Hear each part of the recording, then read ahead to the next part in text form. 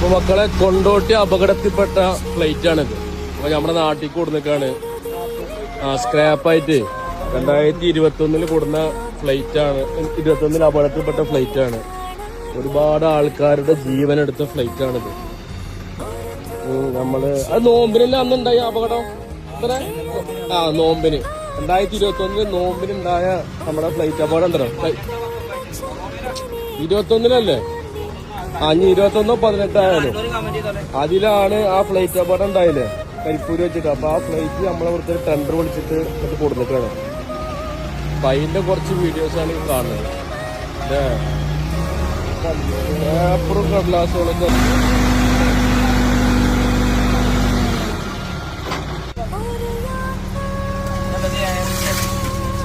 പേര് അത് മറ്റേ വലിയ ഇതൊന്നും കാണാനല്ല പേര്.